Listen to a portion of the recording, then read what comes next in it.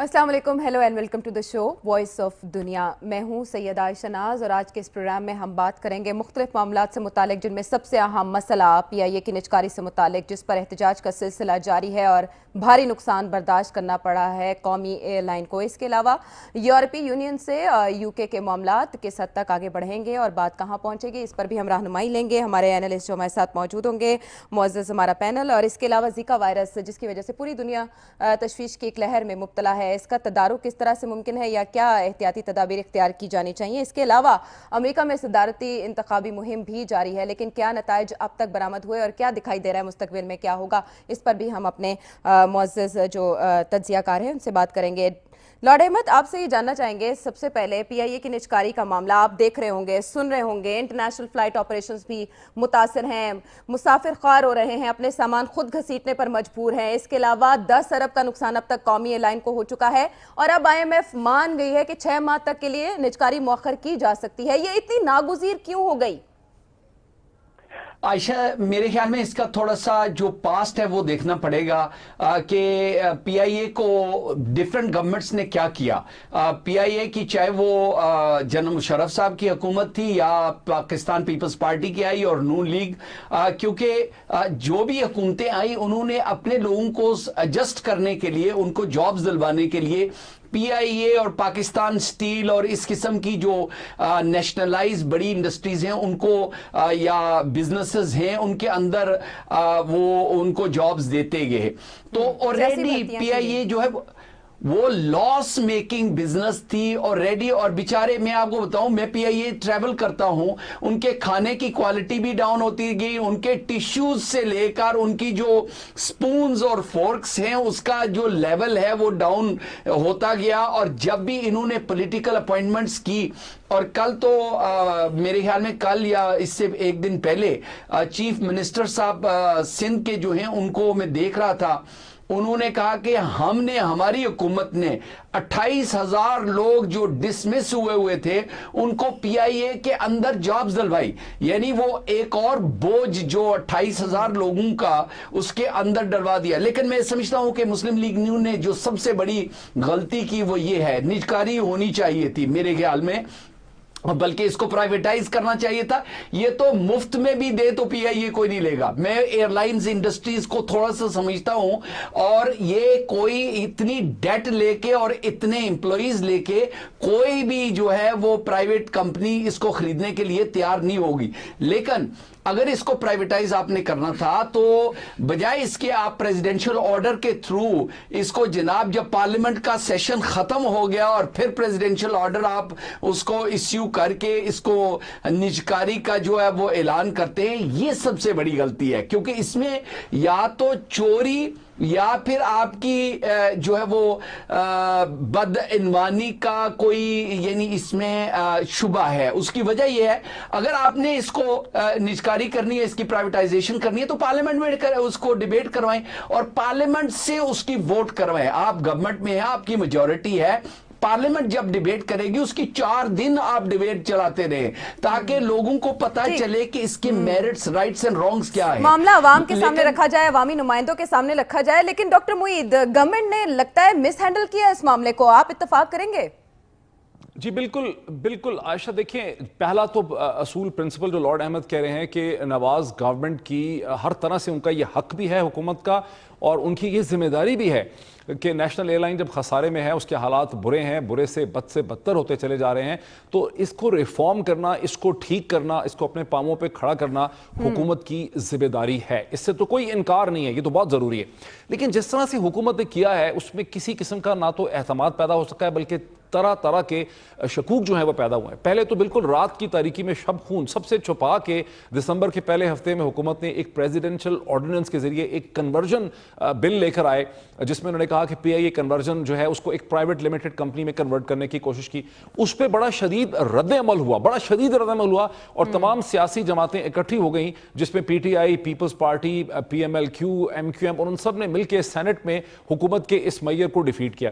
अब जरूरी यह था कि इसके बाद از کم حکومت کو پتہ چلتا کہ سیاسی اعتبار سے ملک کے طول و عرض میں یہ ایک سینسٹیو ایشو ہے. اس کے باوجود جب نیشنل اسمبلی میں 6 بلز کے ساتھ ایک بل کو پیش کیا گیا اور اسی ایروگنس کے ساتھ, یعنی جمہوریت کا جو مطلب پاکستان میں نکالا گیا ہے, اللہ خدا کی پناہ ہے, مطلب جمہوریت کی جتنی تذلیل اس ملک میں کی جا رہی ہے وہ پتہ نہیں شاید کبھی تاریخ میں نہیں ہوگی کہ یہ کھڑے کھڑے 1-2 منٹ کے اندر بل یہاں پہ پاس کروا لیتے ہیں. ایک اتنا اہم ایشو جس پہ ڈیبیٹ ہونی چاہیے پارلیمنٹ کے اندر, پارلیمنٹ سے باہر, میڈیا میں, سول سوسائٹی میں, ٹیکنوکریٹک لیول میں, کہ بھائی ایک نیشنل ایئر لائن ہے, حکومت ڈیبیٹ نہیں کرا رہی. ڈاکٹر معید, خوف کیا ہے گورنمنٹ کو؟ کیا ہے یہاں شکوک یہ ہوتے ہیں کہ حکومت دیکھیں, ایک تو بہت بڑا الزام ان ساری حکومتوں پہ یہ ہے, سندھ سے لے کے فیڈرل گورنمنٹ اور پنجاب گورنمنٹ تک, کہ یہ ہر چیز کے اندر ان کے کک بیک اور کمیشن ہوتے ہیں. ٹھیک ہے, اچھا اب جن لوگوں پہ الزام لگایا جا رہا ہے میں سمجھتا ہوں وہ الزام غلط لگایا جا رہا ہے, وہ لوگ اس کو نہیں خرید رہے ہیں. بعض شخصیات پر, بزنس مین پہ یہ الزام لگایا جا رہا ہے کہ جی وہ شاید خرید رہے ہیں حکومت. ایسا نہیں ہے. حکومت جس کسی کو بھی بیچنے کا پلان بنا رہی ہے وہ ٹرانسپیرنٹ نہیں ہے, وہ ویزیبل نہیں ہے, اس میں شفافیت نہیں ہے. جب اس پہ کھل کے ڈیبیٹ ہوگی کہ بھائی یہ 230 ارب روپے کا اس کا خسارہ ہے, یہ آپشنز ہیں اس کو ٹھیک کرنے کی. جہاں یہ صحیح ہے کہ دنیا میں بہت اچھی پرفارم کرنے والی ایئر لائنز جو ہیں وہ پرائیویٹ سیکٹر کے اندر ایگزسٹ کرتی ہیں, جیسے کہ لارڈ احمد تھوڑی دیر پہلے مجھے برٹش ایئر ویز کا بتا رہے تھے, یا ان کی اسٹریٹجک مینجمنٹ جو ہے وہ پرائیویٹ ہینڈز کے اندر ہے. وہاں آپ دیکھتے ہیں کہ دنیا کی جو سب سے بڑی ایئر لائنز ہے, جو سب سے بہتر پرفارم کرنے والی ایئر لائنز ہیں, اور وہ 3 ہیں, ایمریٹ ایئر لائن ہے, قطر ہے, اتحاد ہے, وہ سب کی سب جو ہیں وہ اسٹیٹ ہیں کیریئرز ہیں, نیشنل فلیگ کیریئرز ہیں, ریاست کی ہیں, لیکن ان کے اٹونومس اسٹرکچر ہیں. اور میں آپ کے سامنے میں بڑی اہم بات کرنے لگا ہوں, لوگوں کو اس کا احساس نہیں ہے. دیکھیں پاکستان کے اندر آپ کے سامنے ایک پبلک سیکٹر آرگنائزیشن ایگزسٹ کرتی ہے, پاکستان آرمی, جس کے اوپر کسی کو سیاسی کنٹرول حاصل نہیں ہے. اور کیوں نہیں ہے؟ اس کے 5 پیرامیٹرز ہیں عائشہ جی, 5 پیرامیٹرز. وہ 5 پیرامیٹرز کیا ہیں؟ ریکروٹمنٹ اور انٹری. کوئی سیکنڈ لیفٹیننٹ کیا جے سی او بھرتی نہیں کرا سکتا, چیف منسٹر ہو, پرائم منسٹر ہو, فیڈرل ایم این اے ہو, سینیٹر ہو, وہ ایک سیکنڈ لیوٹیننٹ کو بھرتی نہیں کرا سکتا. وہ اس سیکنڈ لیوٹیننٹ کو کیپٹن نہیں بنا سکتا جب تک وہ اپنی ٹریننگ مکمل نہیں کرے گا, اس کی اکاؤنٹیبلٹی نہیں ہوگی, وہ پراپر ٹریننگ ایجوکیشن اس کی نہیں ہوگی. وہ سیکنڈ لیوٹیننٹ امتحان دیے بغیر پراپر طریقے سے کیپٹن نہیں بن سکتا. 70% لوگ جو کاکول سے نکلتے ہیں آفیسر ہو کے, سیکنڈ لیوٹیننٹ ہو کے, وہ میجر کے لیول پہ ریٹائر ہو جاتے ہیں.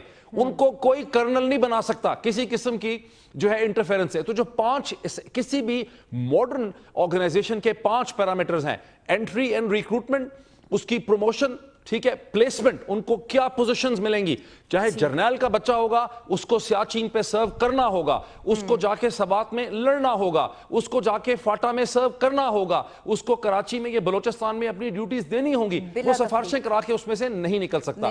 تو یہ جو 5 چیزیں ہیں, انٹری اور ریکروٹمنٹ کن بنیادوں پہ ہوگی, پروموشن کن بنیادوں پہ ہوگی, پلیسمنٹ کن بنیادوں پہ ہوگی, ٹف ٹریننگ سے کوئی اسکیپ نہیں کر سکتا, اور فائنلی جب کوئی غلطی کرے گا, کوئی بھنڈ کرے گا, تو اس کی اکاؤنٹیبلٹی جو ہے وہ آپ دیکھتے ہیں کہ آرمی کس طرح سے کرتی ہے. میجر جنرلز کو نکالا گیا, بریگیڈیئرز کو نکالا گیا, لوگ جیل میں جاتے ہیں, ان کی اکاؤنٹیبلٹی ہوتی ہے. یہ 5 چیزیں جب ایک آرگنائزیشن میں مسنگ ہوں گی, اور اب یہ فوج کی بات نہیں ہے, یہ 5 چیزیں آپ کو ایمریٹس میں بھی نظر آتی ہیں, اتحاد میں بھی نظر آتی ہیں, قطر میں بھی نظر آتی ہیں, دنیا کی ہر بہتر فنکشننگ آرگنائزیشن میں نظر آتی ہیں. کیوں نہیں ہم پاکستان کی پبلک سیکٹر آرگنائزیشن میں ہمیں پی آئی اے کو ایک اٹونومس آرگنائزیشن بنانا چاہیے؟ کدھر سے حکومت نے گارنٹیز دے دی آئی ایم ایف کو؟ کیوں دی حکومت نے آئی ایم ایف کو گارنٹیز کہ ہم اس کو بیچنے لگے ہیں, 6 مہینے میں اس کو پرائیویٹائز کرنے لگے؟ پہلے نواز حکومت کی یہ ذمہ داری ہے کہ وہ ایک مینجمنٹ پلان لے کے آئے. اگر وہ مینجمنٹ پلان ورک نہیں کرتا, جہاں بے تحاشا سبسڈی کھڑی کی جا رہی ہے, جو باتیں آپ تجویز کر رہے ہیں وہی مسنگ ہے. ڈاکٹر معید, جو باتیں آپ کر رہے ہیں وہ بہت ضروری تھی. ایک پی آئی اے کو جو 70s تک ایک بہت اچھی ایئر لائن سمجھی جاتی تھی, جو دوسری ایئر لائنز کو سہارا دیتی تھی, لیکن اب ہم دیکھ رہے ہیں کہ اس میں وہ بات ہی نہیں, دم خم ہی نہیں رہا. لارڈ احمد, کیا بات ہے, وزیر اعظم نواز شریف جب نہیں تھے حکومت میں تو وہ سابق صدر آصف علی زرداری کی اس پالیسی کو تنقید کا نشانہ بناتے تھے, نجکاری کے خلاف کھڑے تھے, لیکن آج وہ نجکاری کرنے پر مجبور ہو گئے. اور اگر مسافر خوار ہو رہے ہیں یا پریشانی کا سامنا پورے ملک کو کرنا پڑ رہا ہے, تو کوئی پلان بی ہی نہیں گورنمنٹ کے پاس. وہ میرے خیال میں میاں صاحب سیاست کر رہے تھے. اب جو ہے وہ گورنمنٹ کی ضرورت ہے, وہ چاہے آئی ایم ایف ہو, ورلڈ بینک ہو, دنیا کی جتنی انسٹیٹیوشنز ہیں وہ آپ کو بتائیں گی کہ جو لاس میکنگ بزنسز ہیں ان کو بند کیا جائے یا ان کو فروخت کیا جائے. اور پی آئی اے کے حوالے سے یہی ڈیمانڈ ہوگا. اگر میں بھی ہوتا تو ان کو یہی کہوں گا کہ یا تو اس کو بیچ دو یا اس کو بند کر دو, کیونکہ یہ جو ایکچول جابز پرووائڈ کرنے کا ایک سلسلہ ہر پولیٹیکل پارٹی نے چھوٹی پولیٹیکل پارٹیز ان کے بھی کوٹے ہیں اور ان کی اپنی یونینز الگ ہیں اس یعنی مجھے پتا ہے کہ ایم کیو ایم کی ایک پولیٹیکل پارٹی کی وہاں پہ یونین ہی الگ ہے پی آئی اے کے اندر. نہ کریں اس کو آٹونومس بنا دیں, نہ کریں انٹرفیئر. اب جو ہے وہ مسئلہ اتنا خراب ہو چکا ہے, میں آپ کو بتاؤں کوئی میجک کا ڈنڈا کوئی نہیں ہے جو اس کو ٹھیک کرے گا. یا تو اس کو بالکل بند کر دیں, لوگوں کو گھر بھیج دیں, اور یا پھر یہ مفت میں دے دیں کسی کو جو اس کو جو ہے وہ خریدنے کے لیے تیار. لیکن گارنٹی جابز کی آپ یعنی غریب لوگوں سے پیسے ٹیکسز لے کے آپ ان لوگوں کو جو بھی 60,000 ہیں, لاکھ ہیں, 1.5 لاکھ ہیں, جتنے بھی ہیں, ان کو تنخواہیں نہیں دے سکتے. یعنی ہاں یہ ناقابل علاج مرض بن چکا ہے. بریک پر جانا ہے, بریک سے پہلے ڈاکٹر معید, کوئی علاج نہیں اس کا. نہیں عائشہ, نہیں عائشہ, گورنمنٹ کا خالی پیا یہ مسئلہ تھوڑا ہے. آج گورنمنٹ نے آئی ایم ایف کو دبئی میں جو میٹنگ ہوئی ہے وہاں کہا ہے کہ ہم پاور سیکٹر کی جو یوٹیلیٹیز ہیں پاور سیکٹر کی ان کو ہم پرائیویٹائز ابھی نہیں کر سکتے. اس پہ 4 لاکھ لوگ ہیں, وہاں پہ یونین بھی ہے, وہاں پہ بہت بڑا پھڈا ہے. یہاں تو 25-30 ہزار ملازمین ہیں جو اس وقت جو سڑکوں پہ نکلے ہوئے ہیں, 2-3 کو گولی مار دی انہوں نے. دیکھیں یہ گورنمنٹ, دیکھیں اگر گورنمنٹ نہیں چلا سکتے تو گھر چلے جائیں. حکومت چلانا کوئی آسان کام ہے؟ گورنمنٹ چلانا کوئی پرائیویٹ سیکٹر کی چھوٹی سی پرائیویٹ لمیٹڈ کمپنی نہیں ہوتا. گورنمنٹ کی بڑی ذمہ داریاں ہوتی ہیں پبلک سیکٹر کی. یہ کوئی طریقہ تھوڑا ہے کہ ہم یہ نہیں کر سکتے اس کو پرائیویٹائز کر دیں گے. یہ نواز گورنمنٹ کی ذمہ داری ہے کہ مینجمنٹ سولوشن لے کے آئے, ان کو پارلیمنٹ میں, سینٹ میں, میڈیا کے سامنے ڈیبیٹ کرے. یہ گورنمنٹ فیل ہوئی ہے, یہ ڈیبیٹ ہی نہیں کر سکتی کسی چیز میں. ہر چیز کا حل یہ ہے ہتھوڑا, ہر چیز کا حل ہے آئی بی, ہر چیز کا حل ہے تشدد پولیس کا استعمال. ان کی مینٹالٹی کا مسئلہ ہے, اگریسو ہے بہت زیادہ. ٹھیک. ڈاکٹر معید, جس طرح سے آپ اگریسو ہو کے گورنمنٹ کی پالیسیز کو تنقید کا نشانہ بنا رہے ہیں, مسافر ایئرپورٹ پر کچھ اسی طرح کی صدائیں لگا رہے ہیں. پروگرام میں گفتگو کا سلسلہ آگے بڑھائیں گے بریک کے بعد.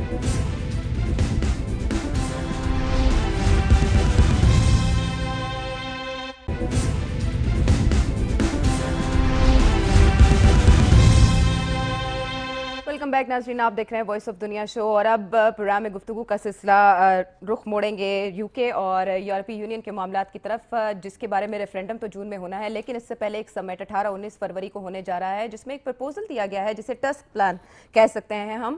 اس بارے میں ہم لارڈ احمد سے رہنمائی لیں گے کہ اس پر اگر ڈیبیٹ ہوئی کون کون سے پرپوزلز دیے گئے ہیں اور وہ کس حد تک ایکسیپٹیبل ہیں یو کے لیے. جی لارڈ احمد. عائشہ, وہ ڈونلڈ ٹسک کے ساتھ جو پریزیڈنٹ ہے یورپین کونسل کے, ان کے ساتھ جو میٹنگز ہوئی ہیں پرائم منسٹر صاحب کی, وہ ری نیگوشیٹ کرنا چاہتے ہیں. جس طرح پہلے بھی ہم نے پروگراموں میں یہی کہا ہے کہ جو 3-4 ملک ہیں انہوں نے 2004 میں کہا تھا کہ جتنے بھی یورپین مائیگرنٹ, اسپیشلی جو پولینڈ, ہنگری, بلگیریا اور رومینیا سے جو لوگ یہاں پہ آئے ہیں, اور ان کے اوپر کام کرنے کی اجازت تو ہے, لیکن ان کو سوشل سیکیورٹی اور ان کو بینیفٹ اسٹریٹ اوے جو ہے وہ نہیں ملنے چاہیے. آپ کو یاد ہوگا پولینڈ سے 1.3 ملین اور دوسرے جو ہنگری اور بلگیریا وہاں سے بھی 2-2.5 لاکھ لوگ جو ہیں وہ یہاں پہ آئے. تو اس کے بوجھ کی وجہ سے لوگوں کی ریاکشن, اور یہ ایکچول جو ہے وہ کنسرویٹو پارٹی کے اندر بڑا ڈیبیٹ چل رہا ہے, کیونکہ ایک رائٹ ونگ جو کنسرویٹو پارٹی کے اندر ہے وہ کہہ رہے ہیں کہ ہمیں آپ جو ہے وہ ری نیگوشیٹ کر کے دیں جو یورپین یونین کے ساتھ ہماری اگریمنٹ ہے. جو ڈاکیومنٹ ابھی انہوں نے پارلیمنٹ کو پریزنٹ کی, اس میں پرائم منسٹر صاحب 4 چیزوں کا وہ یہ کہتے ہیں کہ سوورینٹی کے اوپر, اکنامکس, گورننس اور کمپیٹیٹیونس کے اوپر وہ یورپین پارلیمنٹ کو یا یورپین کونسل کو اجازت نہیں دیں گے کہ وہ سوورینٹی جو ہماری ہے اس کے اوپر کمپرومائز کیا جائے. یعنی بہت ساری آرگیومنٹس پہلے بھی یہی چل رہی تھی کہ جو لوگ سمجھتے ہیں کہ یورپ ایک سپر سٹیٹ بن جائے اور جو ہماری نیشنل پاورز ہیں وہ یہاں سے برسلز تک چلی جائیں, وہ ان کو واپس لانے کی کوشش کی جا رہی ہے. اور بورس جانسن جو پہلے یورپ کے خلاف تھا, کل اس نے کہا کہ اگر ہم اب کچھ پاورز واپس برسل سے واپس لے لیں تو میں جو ہے وہ یس کیمپین میں وہ کرنے کے لیے تیار ہوں, جس طرح ہوم سیکرٹری ٹریسا مے نے بھی پرائم منسٹر کو سپورٹ کیا. تھوڑا سا یہ بھی تو لارڈ احمد بتائیں ہمیں کہ جو یہ 4 کنٹریز نے بڑی شدید مخالفت کی ہے, پولینڈ, ہنگری, رومانیہ اور بلگیریا نے, وہ کہہ رہے ہیں کہ ہم اس ایگریمنٹ کو نہیں مانیں گے کیونکہ یہ ایگریمنٹ جو ہے ہمارے انٹرسٹ کے خلاف ہے, جو ایگریمنٹ ہو رہا ہے یورپ کے میں یو کے حوالے سے, یو کے کی مطلب جوائننگ کے. تو اس پہ ان کے کیا اعتراضات ہیں, وہ کیسے ریزالو ہوگا؟ دیکھیں وہ ان کے اعتراضات یہ ہیں کہ کیونکہ برطانیہ جو ہے وہ ری نیگوشیٹ کرنا چاہتا ہے جو پہلے انہوں نے سائن کیا. ان کے اعتراضات یہ ہیں کہ ان کے جو لوگ یہاں پہ کام کرنے کے لیے آتے ہیں یا ویسے جو آتے ہیں ان کو پہلے جو ہے آنے کے دن کے بعد ہی ان کو ہر بینیفٹ جو ہے وہ ملتا ہے, اور وہ رائٹ ٹو ورک جو ہے وہ تو یورپین ممالک کے اندر ہر جگہ پہ ہے, لیکن right to take social security, right to take free services, یہ جو ہے وہ برٹش گورنمنٹ بند کروانا چاہتی ہے, کیونکہ جو لوگ کم از کم 4 سال یہاں پہ کام نہیں کرتے ان کو ویسے سوشل سیکورٹی دینا یا ویسے ان کو نیشنل ہیلتھ سروس یا ہمارے سکولز اور جو ہماری سروسز ہیں وہ ان کو فری پروائیڈ کرنا. اور بہت سارے رومینیا وغیرہ سے, پولینڈ سے جو لوگ آئے ہیں جو کام بھی نہیں کرتے لیکن ان کو ہمارے جو سروسز ہیں وہ پروائیڈ کی جا رہی ہیں ملینز کے حساب سے. تو یہ ان کو آبجیکشن یہ ہے کہ ان کے جو سٹیزنز ہیں ان کے لیے کوئی بینیفٹ نہیں ہے پھر یہاں پہ آنے کا اور رہنے کا, کیونکہ اگر ان کو زبان نہیں آتی, ان کو جاب نہیں ملتی, تو پھر وہ پیسہ کہاں سے لائیں گے, پھر وہ یہاں پہ نہیں رہ سکیں گے, وہ واپس چلے جائیں گے. اچھا, لیکن سوال یہاں یہ بھی ہے, یہ جو ایسٹرن یورپین کنٹریز ہیں ان کی مخالفت کس حد تک کام کر سکتی ہے ٹسک پلان کو اگر وہ نہیں چاہیں ایکسیپٹ کرنا؟ یہ جو اگریمنٹ ہے اس میں 28 ممالک جب تک پورے کے پورے اس کو اگری نہیں کرتے اس وقت تک آپ ری نیگوشیٹ نہیں کر سکتے. تو ایک بھی ملک اگر وہ ویٹو کرے کہ میں نہیں ایکسیپٹ کرنا چاہتا تو وہ جو ہے وہ اگریمنٹ جو ہے وہ ری نیگوشیٹ نہیں ہو سکتی, جس کی وجہ سے بہت سارے یعنی برٹش جو نیوز پیپرز ہیں کل تو سارے کے سارے پرائم منسٹر کے خلاف تھے, گارڈین کے علاوہ, لیکن آج وہ کہہ رہے ہیں کہ بھئی آپ نے کچھ کوشش کی ہے لیکن آپ کو یہ پرسیو کرنا پڑے گا آل دی وے, تاکہ جو برٹش رائٹس ہیں وہ برسل سے واپس ویسٹ منسٹر میں آئیں. اور پھر کیونکہ لیجسلیشن کے حوالے سے بھی کہ جو برٹش پارلیمنٹ ہے وہ سوورن ہے, اس کو برسلز اسٹراسبرگ پارلیمنٹ جو ہے وہ سپرسیڈ نہیں کر سکتی. بہت سارے ایسے قانون ہیں جو یعنی ہیومن رائٹس کے قانون تو ہیں. مجھے تھوڑا سا اس پہ پریشانی ہے لارڈ احمد, مجھے تھوڑا سا اس پہ ڈس ایگریمنٹ ہے. جو کچھ ہوا ہے گزشتہ 20-25 برس میں, جس قسم کے ایگریمنٹ سائن ہوئے ہیں برسلز کے درمیان اور لندن کے درمیان, اور ایون برطانیہ کی ہائی کورٹس کے جو ڈیسیجنز ہیں ان کو European court of human rights challenge کرتی ہے یا نالیفائی کر دیتی ہے. کچھ عرصہ پہلے برطانیہ کی کورٹس نے لوگوں کو 25-35 برس کی سزائیں دیں, اور یورپین جو کورٹ آف ہیومن رائٹس ہے اس نے اس کو ریڈیوس کر دیا, جس پہ ڈیوڈ کیمرون بڑے ناراض بھی ہوئے تھے. تو یہ آپ کیسے کہہ سکتے ہیں لارڈ احمد کہ برطانوی پارلیمنٹ اب سوورن ہے؟ اب تو لگتا ہے کہ یورپ کے اندر کوئی بھی پارلیمنٹ جو ہے وہ اس طرح سے سوورن نہیں رہی ہے جیسا وہ آج سے 40 سال پہلے ہوتی تھی. ڈاکٹر صاحب یہی آرگیومنٹ جو ہے وہ کنسرویٹو جو پولیٹیکل پارٹی کے اندر جو رائٹ ونگ ہے وہ یہی کہہ رہے ہیں, لیکن جو اگر آپ دیکھیں تو سوشلسٹ یا لیبر پارٹی یا لبرل ڈیموکریٹس یہ کہہ رہے ہیں کہ وہ ایک انٹرنیشنل قانون کے مطابق جو ہیومن رائٹس ایکٹ ہے اس کو مد نظر رکھتے ہوئے یہ جو یورپین ہیومن رائٹس ایکٹ ہے وہ سب کے حقوق کو ایک طریقے سے ڈیل کرتا ہے, کیونکہ برطانیہ کے کچھ ایسے قانون ہیں جو سارے کے سارے جو ہیں اس کے ساتھ کمپیٹیبل نہیں ہیں. تو آپ بالکل صحیح کہہ رہے ہیں کہ European court of human rights جو ہے وہ فیصلے جو کرتا ہے تو وہ سپرسیڈ کر جاتے ہیں. بہت سارے لوگوں کو اعتراض یہ ہے کہ یہ نہیں ہونا چاہیے, ہمارا قانون ویسٹ منسٹر پارلیمنٹ میں بننا چاہیے اور وہی قانون جو ہے ہمیں امپلیمنٹ کرنا چاہیے, کہ بجائے ایک بندے کو سزا ہوتی ہے برٹش قانون کے مطابق لیکن European court of human rights اس کو سپرسیڈ کر کے اس کو جو ہے وہ اجازت دے دیتا ہے. جس طرح بہت سارے میں اسائلم کیسز جو ہیں, right to family, right to live without fear and without being persecuted when you are returning to your country of origin. تو اس قسم کی چیزیں برٹش گورنمنٹ فیصلہ کرتی ہے, نہیں یہ اگر بندہ پاکستان جاتا ہے تو یہ بالکل سیف ہے, لیکن جب یورپین کورٹ میں جاتا ہے وہ کہتے ہیں نہیں آلریڈی کیونکہ پاکستان کے اندر اس طرح کے لوگ پرسیکیوٹ ہوئے ہیں یا افریقہ کے اندر یا کسی جگہ پہ, تو اس کا جو ہے اس کے حقوق کو तहफ़्फ़ुज़ देने के लिए यहाँ बरतानिया में ही रहना पड़ेगा. यानी तो कॉन्फ्लिक्ट्स और actual जो क्लैश पाए जाते हैं यहाँ लॉज में. अगर ब्रिटिश और यूरोपियन कम्युनिटी की तो हम बात कर रहे हैं या उनके रूल्स की बात कर रहे हैं, लॉज की बात कर रहे हैं, एशियन कम्युनिटी डॉक्टर मुईद कैसे देख रही होगी इस सिचुएशन को? वो तो यही चाह रहे हैं कि यूरोपीय यूनियन से क्विट कर दें. देखिए मेरा बड़ा इंटरेस्टिंग है ये, आपने बड़ा दिलचस्प आपने सवाल उठाया है, क्योंकि अमूमन होता है कि एशियन कम्युनिटी का और बरतानिया में जो इंतहा पसंद हैं, जो सफ़ेद फॉर्म इंतहा पसंद हैं, वाइट सुपरमिस्ट हैं या राइट ऑफ द सेंटर जो वहाँ पे ताकतें होती हैं, उनका वो आपस में मतसादम होती हैं. लेकिन ये एक ऐसा इशू है यूरोपियन यूनियन का और फिर ये जो ईस्ट यूरोपियन कंट्रीज़ हैं जिनका हमने जिक्र किया, रोमानिया, बुल्गारिया, पोलैंड का, जहाँ पर जो हमारे एशियाई जो नज़ाद लोग हैं, बरतानवी बाशिंदे हैं, जो पाकिस्तान से गए हैं, बांग्लादेश से गए हैं और हिंदुस्तान से गए हैं, उनका जो मौक़िफ़ है, उनके जो खौफ और उनके जो कंसर्न्स हैं वो, और जो बोरिस जॉनसन के कंसर्न्स हैं और जो इंतहा पसंद सफ़ेद फॉर्म के जो कंसर्न हैं या वाइट सुपरमिस्ट हैं, उनके कंसर्न एक हो गए हैं. मतलब क्योंकि हमारे जो लोग हैं उनको उनकी जॉब्स को लगता है ख़तरा है, उनकी अपनी इमिग्रेशन को ख़तरा है, वो समझते हैं कि ये लोग बाहर से आ रहे हैं और उनके लिए सियासी इकोनॉमिक मसाइल जो है वो पैदा कर रहे हैं. लॉर्ड अहमद इसको थोड़ा और भी मेरा ख्याल है बेहतर एक्सप्लेन कर सकते हैं, लेकिन मैं यही समझता हूँ. जी लॉर्ड अहमद.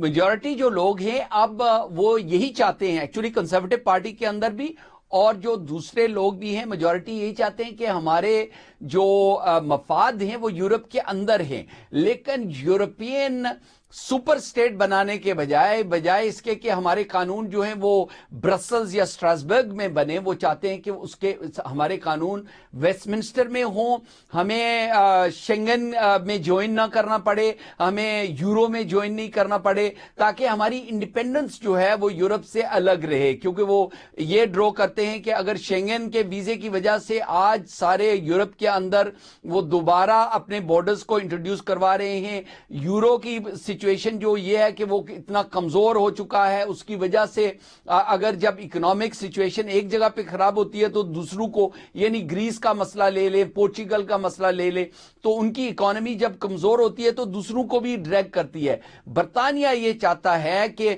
हमें यूरो में भी कोई फोर्स ना करे, हमें शेंगन में भी कोई फोर्स ना करे, हमारे ह्यूमन राइट्स लॉज भी जो है वो ब्रसल्स और स्ट्रासबर्ग में ना बने, हमारी जो पार्लियामेंट है वो सॉवरेन है और उसके कानून को सुपरसीड कोई ना करे, हमें कोई ना बताए कि आप अपने मुल्क को किस तरह चलाएं.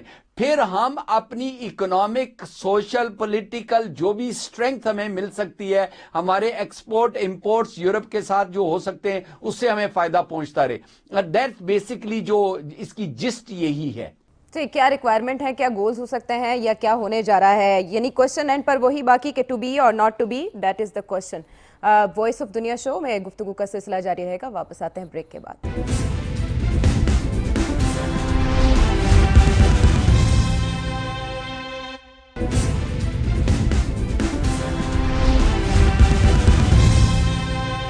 बैक नाज़रीन and thanks for watching voice of दुनिया शो. अब हम बात करने जा रहे हैं अमेरिका में सदारती इंतखाबी मुहिम की, जिसका ऊंट किस करवट बैठेगा. We are now close to conclusion और हम देख रहे हैं उनकी डिबेट्स या उनके वोटिंग किस तरह से रुझानात सामने आ रहे हैं. पिछले प्रोग्राम में हमने डॉक्टर मुईद से सवाल किया था कि नोम चॉम्स्की का ये कहना है कि बर्नी सैंडर्स वजन रखते हैं और वो किसी को भी हराने की भरपूर अहलियत के हामिल हैं, लेकिन इससे इत्तफाक डॉक्टर मुईद ने नहीं किया था. अब बताइएगा doctor Moeed, I will prove Bernie Sanders can win.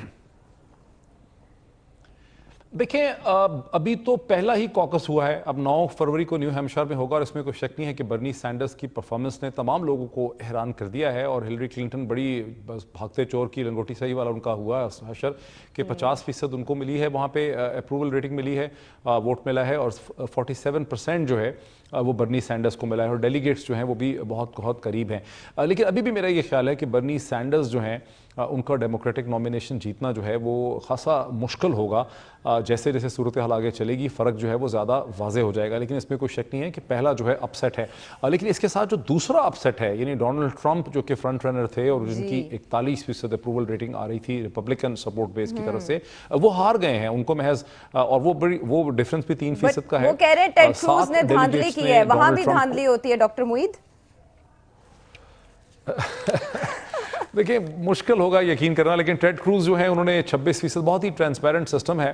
Donald Trump جذباتی ہو رہے ہوں گے, لیکن یہ خیر آنے والے وقت سے پتہ چلے گا کہ کوئی ایسی چیز, کوئی ارریگولیرٹیز وہاں پہ ہوئی بھی ہیں کہ نہیں ہوئی ہیں. وہاں پہ ارریگولیرٹیز کو ہو سکتا ہے کچھ ارریگولیرٹیز وہاں پہ ایسی ہوں. دیکھیں 26% ووٹ جو ہے وہ ٹیڈ کروز نے لیا ہے, اور 8 ڈیلیگیٹس نے ریپبلکن پارٹی کی طرف سے ان کو فیور کیا ہے, جبکہ 60 ڈیلیگیٹس نے فیور کیا ہے ڈونلڈ ٹرمپ کو, اور 23% ان کو ووٹ ملا ہے. لیکن ساتھ ہی یہ ہے کہ جو مارکو روبیو ہیں وہ بھی بہت قریب ہیں, ان کو بھی 23% اپروول ریٹنگ ملی ہے, اور ان کو بھی 60 ڈیلیگیٹ نے فیور کیا. چند ڈیسیمل پوائنٹ کا ان کا اور ڈونلڈ ٹرمپ کا فرق ہے. تو اب 9 فروری کو نیو ہیمپشائر میں جو کاکسس ہوگا وہاں ایک ٹرینڈ اسٹیبلش ہوگا.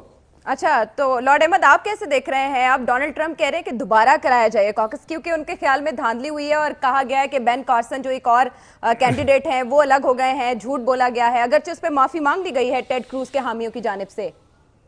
عائشہ, میں آپ کو یاد کروانا چاہتا ہوں کہ لاسٹ پروگرام میں اس سے پہلے جب میں نے کہا تھا کہ ڈونلڈ ٹرمپ جو ہے وہ جیتیں گے نہیں, لیکن لاسٹ ٹائم آپ نے ان کی جو پاپولیرٹی ہے وہ مجھے یاد کروا کے مجھ سے کنفیس کروایا تھا کہ میں غلط تھا.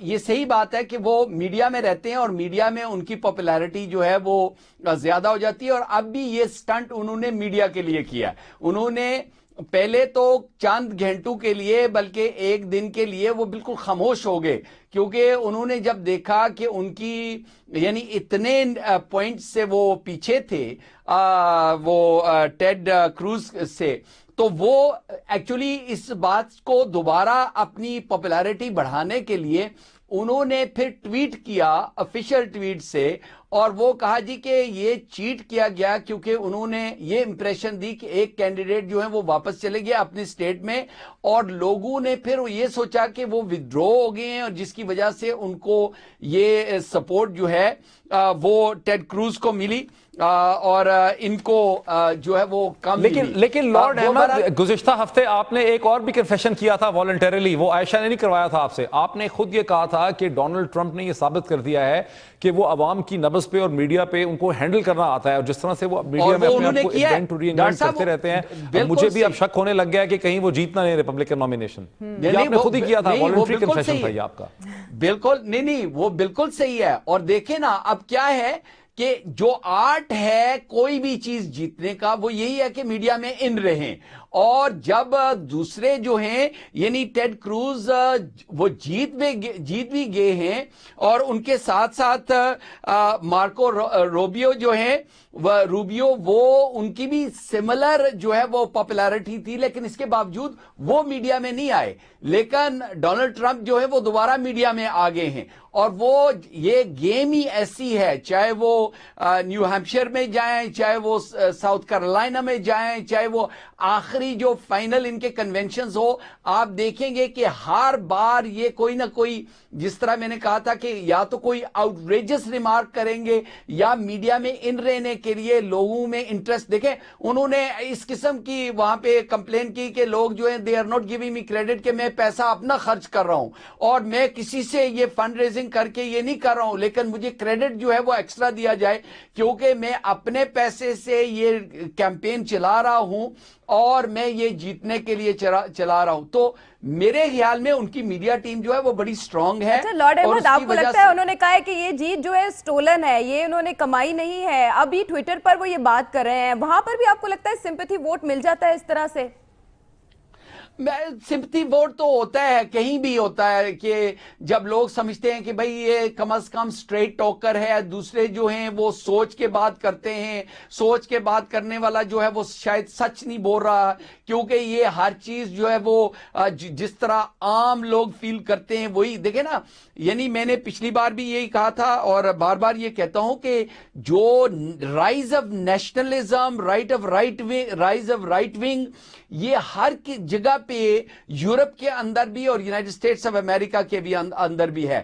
اور جس طرح فارمر پریزیڈنٹ جنہوں نے ریسنٹلی انٹرویو میں کہا کہ آج کل یہ پیسے کی گیم ہو گئی ہے, اور یہ یعنی اگر $1 بلین سے پریزیڈنٹ اوباما جیتے ہیں, اب $2 بلین کی گیم ہو گئی ہے. $2 بلین کہاں سے کون فنڈ ریز کرے گا, کون اس کو, اگر آپ نے الیکشن جیتنا ہے تو جس کے پاس زیادہ پیسہ ہوگا وہی جیت سکے گا. तो मैं समझता हूं कि वो हर तरीका होता है सियासत के अंदर, कुछ सिंपथीज भी होती हैं, कुछ पॉलिसीज भी होती हैं, कुछ लोगों की जो गट फीलिंग है उसको अरोज करना, उनको उनकी इमोशंस को राइज करना और फिर उनके साथ जो है वो लॉर्ड अहमद, मैं इसी को थोड़ा सा एक्सप्लेन करना चाहता हूं कि कुछ ऐसे अमेरिकन कमेंटेटर हैं, एकेडमिक है, जिनसे मेरी बात हुई है पाकिस्तानी निजात के, वो ये कहते हैं कि टेड जो डोनाल्ड ट्रंप हैं वो लोगों की गट फीलिंग को इंस्पायर करने के लिए उनको डरा के इमिग्रेशन से या मुसलमानों से या दुनिया की दहशत से वो अपना सिंपैथी का वोट तो जरूर हासिल कर रहे हैं, लेकिन अगर आप डोनाल्ड ट्रंप की उन स्टेटमेंट्स को देखें जो उन्होंने अमेरिका की फॉरेन पॉलिसी पे उनकी जो पोजीशनिंग है वो बड़ी मुख्तलिफ है उनकी। वहां वो हिलरी क्लिंटन या बर्नी सैंडर्स से आपको बिल्कुल मुख्तलिफ नजर आते हैं। वो समझते हैं कि इराक की जंग एक ब्लंडर था, एक बहुत बड़ी गलती थी, नाजायज जंग थी। वो समझते हैं कि लिबिया में जो कुछ किया गया कर्नल गजाफी को उठाने के लिए वो नहीं करना चाहिए था। वो समझते हैं कि सीरिया जो है उसकी सेंट्रल गवर्नमेंट को वीक करके वो तमाम ताकतें जो हैं उन्होंने दुनिया को गैर महफूज बनाया है, इमिग्रेशन का क्राइसिस जो है पैदा किया है। सो उनकी फॉरेन पॉलिसी जो दर हकीकत हम लोगों को ज्यादा मुतासर करती है दुनिया में, मशरक़ वस्ता को, पाकिस्तान को, वो बाकी सबके मुकाबले में ज्यादा बैलेंस्ड है। वहां पे वो आपको नेशनलिस्टिक नजर नहीं आते। आपका क्या ख्याल है? मैं बिल्कुल अग्री करता हूं, और ये इसीलिए वो एंटी एस्टैब्लिशमेंट कैंडिडेट हैं, और दूसरे एस्टैब्लिशमेंट के कैंडिडेट जो हैं वही कहते हैं जो नेशनल इंटरेस्ट की बात होती है। ये तो बल्कि ये भी कहते हैं कि वो प्रेसिडेंट प्यूटिन के साथ मिलके जो है वो मसाइल को हल करने के लिए जाएंगे, और दूसरे जो डिक्टेटर्स हैं बड़े बड़े। तो लॉर्ड अहमद, आपको हिलरी कहीं और खड़ी दिखाई दे रही हैं, जो साबिक सदर बिल क्लिंटन के साथ 8 साल तक रही, 4 साल वो सेक्रेटरी स्टेट रही, उनकी पॉलिसीज क्या अलग है, अलग स्टैंड है उनका? नहीं, जो वो एस्टैब्लिशमेंट है ना, वो एस्टैब्लिशमेंट है, वो एस्टैब्लिशमेंट है, और एक्चुअली वो समझदार औरत हैं, उसको पता है कि American policy, American national interest कहां पे हैं। और मेरे ख्याल में अगर उनके जो क्योंकि पब्लिक लाइफ में वो रही हैं, उनकी जो पुरानी हिस्ट्री, चाहे वो ईमेल्स हों, चाहे वो उनकी थोड़े से ब्लंडर्स जो उनसे हुए हैं, अगर वो उसको डर्टी पॉलिटिक्स में ना बदला गया तो वो स्ट्रांग है। लेकिन मेरे ख्याल में ये जो डॉक्टर साहब ने भी बर्नी सैंडर्स का एक जगह पे मैंने कोई शायद गलत देखा हो, लेकिन ये 0.2% का वो है डिफरेंस। 49.6 बर्नी सैंडर्स और हिलरी का 49.8%, यानी गैप बहुत थोड़ा था, बहुत कम था, और जिसमें वर्चुअल टाई कहा जा रहा है इसे। ये वर्चुअल टाई इसीलिए कहा जा रहा है क्योंकि बहुत थोड़ा है, और कुछ लोग अब इसको इस तरह चेंज करना चाहते हैं क्योंकि बर्नी सैंडर्स जो हैं वो बहुत ज़ईफ हैं, बहुत बूढ़े हैं, और उनको ये जो है इंटरनेशनल और नेशनल तजर्बा नहीं है जिस तरह हिलरी को है। तो इसलिए एक बहुत बड़ा जो फर्क है सर इस इलेक्शन में लॉर्ड अहमद एंड आयशा, वो ये है ना कि इस सारे जितने भी कैंडिडेट हैं, 7-8 कैंडिडेट जो रिपब्लिकन साइड पे हैं और 5-6 जो डेमोक्रेट्स हैं, ये सब वो लोग हैं जिनको दुनिया का कोई इतना एक्सपीरियंस नहीं है। ये सब लोग जो हैं, इसमें ऐसे लोग हैं जैसे टेड क्रूज हैं जो टेक्सास के गवर्नर हैं, लेकिन अमेरिका की 50 रियासतें हैं, ये सब अंदरूनी सियासत के लोग हैं, एक डोमेस्टिक रियासत की हद तक इनकी मतलब एक बसात है। हिलरी क्लिंटन एक वाहिद शख्सियत है जिनको दुनिया का पता है। थोड़ा सा इख्तलाफ करूंगा, डॉक्टर साहब मैं थोड़ा सा इख्तलाफ करूंगा, क्योंकि अमेरिका हो या वो रशिया या बरतानिया हो, ये लोग जो सामने आते हैं बेशक उनको तजर्बा ना भी हो, जो एस्टैब्लिशमेंट होती है, जो लोग वो व्हाइट हाउस को चलाते हैं, जो नेशनल पॉलिसी को, पेंटागन जो चलाते हैं, जो फॉरेन वो उनकी स्टेट डिपार्टमेंट को चलाते हैं, यानी अगर आप जॉर्ज डब्ल्यू बुश को देखें, जॉर्ज डब्ल्यू बुश जैसा कोई डम बंदा आपको नजर आता था उस वक्त, लेकिन वो देखें किस तरह उसको चलाया, और वही पॉलिसी जो उनके इंटरेस्ट में, तो चलाने वाले लोग और होते हैं, बैक एंड पे कोई और होता है, और फ्रंट पर एक शख्स जो है उनकी पॉलिसीज को कैरी करता है। इसका मैंने जवाब देना है, लेकिन आफ्टर द ब्रेक मेरा ख्याल है। जी, आफ्टर द ब्रेक हम इस गुफ्तगू को आगे बढ़ाएंगे। अभी तक की गुफ्तगू से तो हम यही कह सकते हैं कि डोनाल्ड ट्रंप जानते हैं कि ट्रंप कार्ड कैसे खेला जाता है। वापस आते हैं ब्रेक के बाद।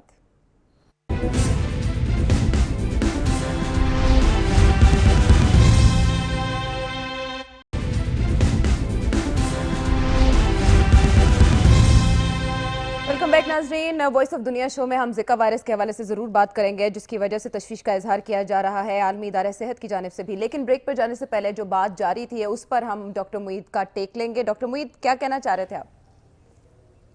جی عائشہ تھینک یو سو مچ. بہت ہی کوئکلی میرا جو پوائنٹ تھا وہ یہ کہ بھی لوگوں کا جب ایکسپیرینس ہوتا ہے وہ ظاہر ایکسپیرینس امپورٹنٹ ہوتا ہے, لیکن لارڈ احمد نے جو بات کی میں اس کی تھوڑی سی وضاحت ایکسپلین کرنا چاہتا ہوں کہ یہ بالکل صحیح ہے جو لارڈ احمد کہہ رہے ہیں. دیکھیں فرق یہ ہے کہ ڈیوڈ کیمرون کو بھی دیکھ لیں, ان کا بھی کوئی ایگزیکٹو ایکسپیرینس نہیں تھا, انہوں نے کوئی بڑی باڈی دنیا کی برٹن کے اندر کوئی بڑی انہوں نے رسپانسبل پوزیشن ان کے پاس نہیں تھی اپنی پارٹی کے علاوہ جب وہ پرائم منسٹر بنے, لیکن انہوں نے آن دا جاب سیکھا, اور یہی چیز براک اوباما کی تھی جو گورنر بھی نہیں تھے, وہ سینیٹر ہی تھے, انہوں نے 2 کتابیں لکھی تھیں لیکن وہ جاب پہ سیکھ سکیں.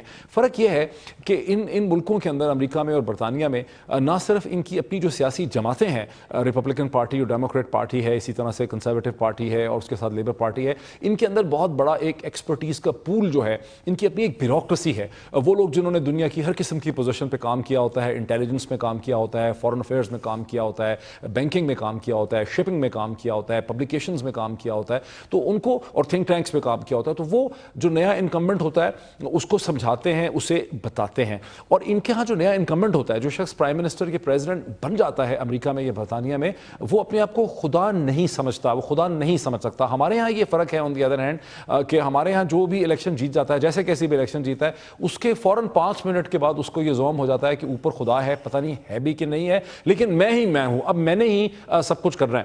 اب امریکہ کا جو صدر ہے اس کو وہاں کی انٹیلیجنس روز ایک بریفنگ دیتی ہے, CIA بھی اس کو بریفنگ دیتی ہے, FBI انٹرنل سیکیورٹی بھی بریفنگ دیتی ہے, ہر چیز کی اس کو بریفنگ ملتی ہے, اور وہ کسی کو یہ نہیں کہہ سکتا کہ یہ لے جاؤ اٹھا کے, مجھے پتا ہے کہ میں کیا ہوں, میں تو امریکہ کا صدر ہوں, میں تو کل واحد ہوں, مجھے سب کچھ پتا ہے. اور یہی صورتحال برطانیہ میں.